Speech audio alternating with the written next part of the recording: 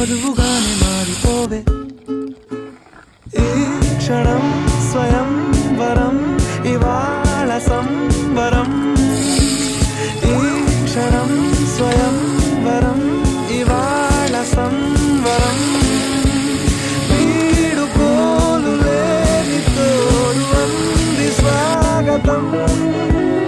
ఈ క్షణం స్వయం వరం, ఇవాళ సంబరం.